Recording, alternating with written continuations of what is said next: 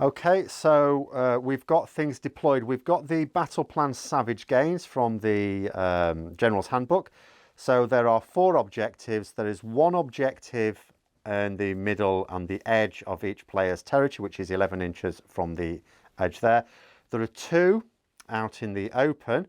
The idea is at the end of each turn, you score 1 victory point for holding your own objective, 4 if you hold your opponent's, and 2 for each of the other 2. You get 2 victory points as normal for completing your battle tactic, and then 3 for your grand strategy at the end. It will be the Soulblight Gravelords to go first, although we've both got 2 drops. I rolled a 1, so that's how that worked out. So we'll be back at the end of my command phase and movement phase. Right, so after the movement phase and the hero phase, I'd actually chosen their finest hour for my Vampire Lord, with the hopes of getting a spell off to give him +6 movement so we could get a charge in. Unfortunately, even though he got +1 to cast because of that and could re-roll, I mean, he got it off, but it was easily unbound. It was rolling low both times. So in actual and also I rolled for my Vengorian Lord. He's a bit insane, so he could run and charge. So that's what I've done. He's the only one who got a spell off. He managed to cast Flaming Weapon on himself. So he's basically going to try and run into those ghouls. It's very ill-advised, but I can be a bit reckless at times. In terms of other movement, so the Vampire Lord has just moved up just so that he can give a reroll to the Vengorian Lord's charge. The Blood Knights ran, but they're on that objective there. The battle tactic I chose, by the way, was to have 2 objective markers not wholly within my territory. So that will be achieved because over here I summoned in from reserve 1 unit of 20 zombies, 1 unit of 10 Graveguard. I have another unit of 20 zombies in reserve there, remaining in reserve. The unit of 30 skeletons did run, but I didn't use their full movement. The Vargskir just shuffled up. Radikar ran over there. The Blood Knights really just shuffled. Didn't know what to do with those at the moment. So that's movement. We will be back after... I don't think I will have any shooting, but after the charge phase as well. So there wasn't a shooting phase, but in the charge phase, my Vengorian Lord got a 9, so he's easily able to get onto within half an inch, but as far to that side as he could. The Aberrant Ghoul King on Terrorgeist tried to shoot him, didn't cause any mortal wounds on him. So that's the charge phase. We'll be going into the combat phase and then the battle shock next. It's going to be relatively brief, although there's going to be a lot of ghoul attacks back. Right, so we've had the combat phase. A thing has happened. Now, I will never ever really blame dice, apart from this one occasion. So we had to work this out afterwards. Now, my Vengorian Lord, statistically, should have killed 11 ghouls. Now, and in return, I should have had 4 wounds taken off me by the ghouls. Now, what will then happen is, because I would have killed some ghouls, I would get to heal D3 up at the end. So the net result should be 11 ghouls dead, and me 2 wounds down. Okay, I could accept that. This is not what occurred. Quite spectacular. I'd given myself +1 to hit as well. So with my main attack, I was hitting on 2s. I did not hit. The upshot is that out of all of my attacks, and Vengorian Lord has quite a few attacks, and when you're hitting on 1s, you know, and you've given yourself a spell to do +1 damage on your main weapon, you know, you can do some damage. He only actually wounded a single ghoul, which was the no-rend one, which saved it on a 6. The upshot is not a single ghoul died. In return, the ghouls caused 9 wounds to me, because even on a 3-up save, the only time I've seen that many 1s and 2s is when I was rolling to hit. So that went quite badly. The upshot of it will be, at the end of the turn, there won't be a battle shock, because 11 ghouls aren't actually dead, and actually they don't take battle shock anyway. My Vengorian Lord is going to die now, even though I'm going to be forced to try and heal something on him. But I do get 5 points for the objectives I hold.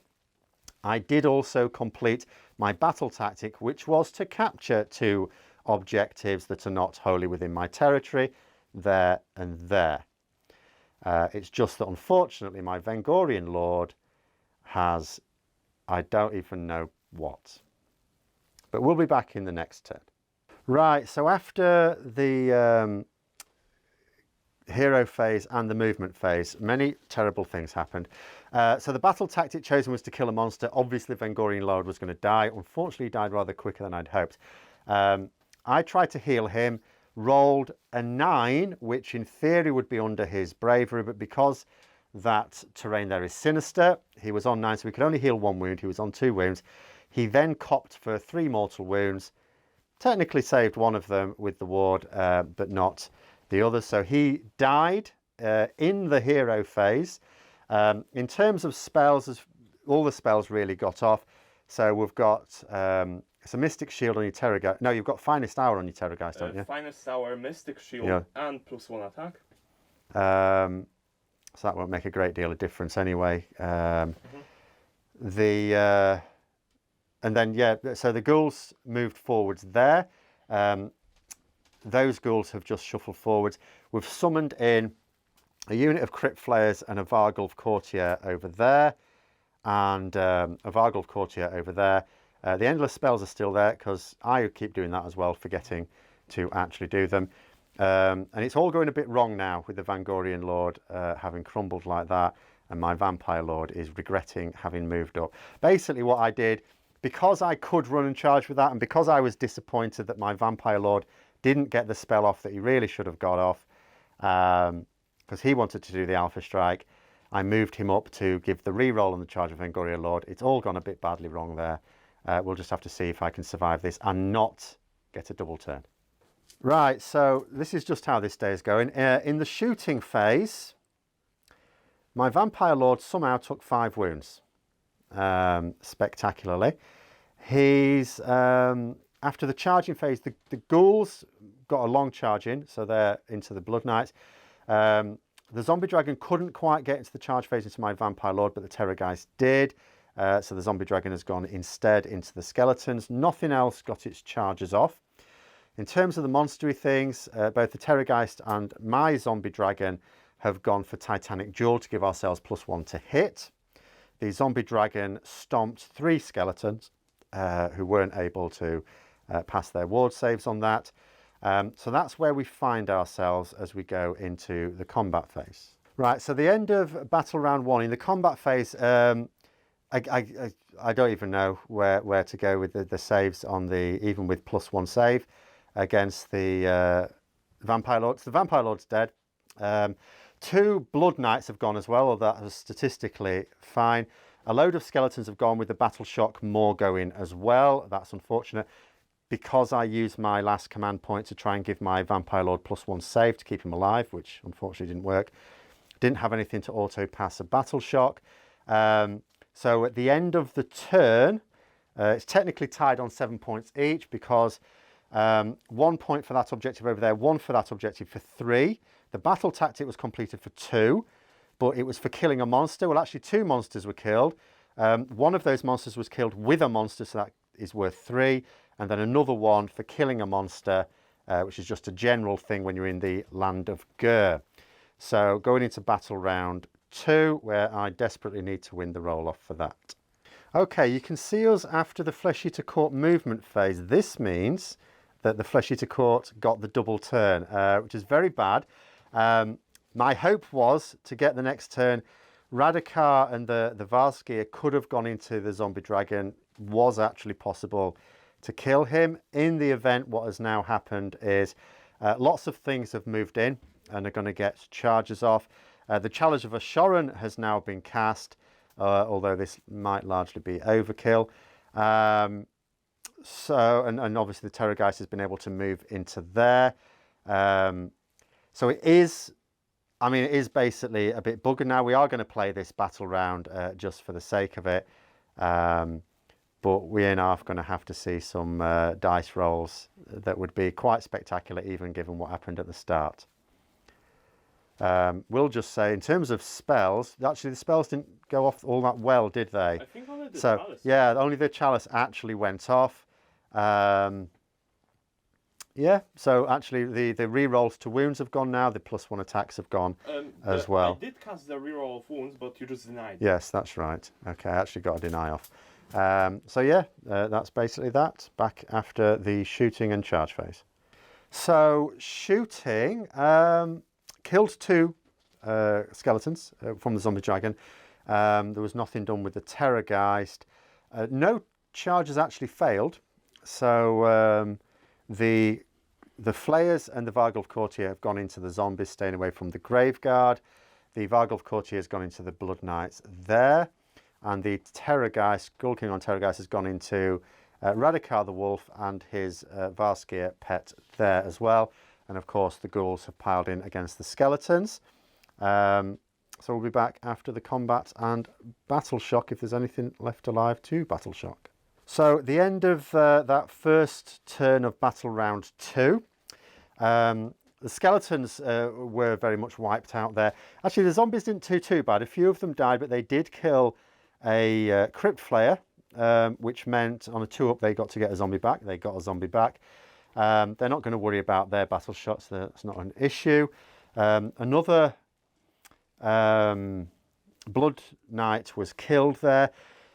The Blood Knights here were able to pile in. They did do some wounds to the Terrorgeist, 4 wounds, but just healed them all back because the Chalice of Ashoran managed to get 7 wounds to heal. So we just healed both of these Ghoul Kings. That's why the Chalice of Ashoran is really good. So we'll go into my second turn, but it's going to be very, very limited, really. Right, so my turn 2, obviously nothing to do in the hero phase because I have no heroes. The Blood Knights, as they're allowed to do, have moved out of combat. Those Blood Knights ran across the ghouls, inflicting some mortal wounds. I think it killed 2 of them maybe. This one it was too much of a fiddle to be able to go over those serfs. I actually probably should have spent more time just trying to do it, but I would have killed a few ghouls and then they would have just come back. So that's not worthwhile. But they've moved out. I've chosen Slay the Warlord because there's no way to win this now because we actually miscalculated at the end. We worked out, we can see that, a bit difficult, that Star actually captured this objective in the last turn because my cavalry don't really count for very much, I don't think. So I'm so far behind in the points now, even if it were realistic to do a lot of damage here. Can't get back into it. So it's just a case of causing trouble. So we're going to try and get the Blood Knights to go into the Ghoul King, who again is back to full wounds. This is not likely to go well. I've got no command points. The zombies the final one of zombies from reserve has come in there to try and get a sneaky charge off there to see if they can capture that objective. And the Graveguard have moved around to get, well, they will get a charge off because they're guaranteed a charge of 6 at least. But to try and get more of them around that Vargulf Courtier there. And that's it. That's the whole army. Right, so no shooting, of course. So after the charge phase, the zombies did not get their long charge in. The Graveguard got a charge of 7, so that's enough to get all the way around there as well. The Blood Knights got enough of a charge in to get almost everyone in, and then when I pile in, I can get the rest in. Those got in as well quite easily. So, most of the charges got off. All the ones that needed to get off did. So we'll be back at the end of this turn. Right, so at the end of that battle round, I very much concede. What I have left is a single Blood Knight. So they charged in, they did 10 wounds, that was fine. Obviously then the Ghoul King turned round and ate the other 2, so they couldn't attack back to try and take the remaining 4 wounds. Over here, the Graveguard did kill the Vargulf Courtier. The zombies took a couple of wounds off another Flayer. But that was it. So I did, just for the paperwork, roll to see if I could bring back half a unit that's been destroyed. That would be the skeletons. Didn't get that, needed a 4, got a 3. So, I mean, basically what I would say, just rounding off on here, Another downside to going first, although this isn't, this is just the way it encourages you. So if you have to go first and you've got an army that's quite aggressive, I'm a bit of a bugger. I would never have done this in a tournament, for example, for going, right, let's try and go on the attack. What I should have done, and it's all very well saying, the luck was absolutely ridiculous with the Vengorian Lord at the start. And also the fact that my Vampire Lord took the damage he did and therefore died before he could do anything also shouldn't have happened. That being said, I shouldn't have allowed my Vampire Lord to be charged like that. I should have shuffled up, screened. These objectives were still easy to take. I had zombies in reserve. I could have just put a unit of zombies on each of those objectives because they were all within range of grave sites. I still would have kept the battle tactic. I still would have had the same number of objectives. And then just invited the Flesh Eater Courts to come on to me. And again, they may well have crashed in and done a hell of a lot of damage, but they wouldn't have had such easy access to my characters if I'd have just screened them off for a little bit. It was so important that my general was able to charge because he had incredibly destructive powers on the charge. But it is what it is. But there we go. So we'll be back with a 40k game next week. Thanks very much for watching. If you've enjoyed it, don't forget to click the like button and subscribe for more humiliating disasters. And until next time, I'll see you later.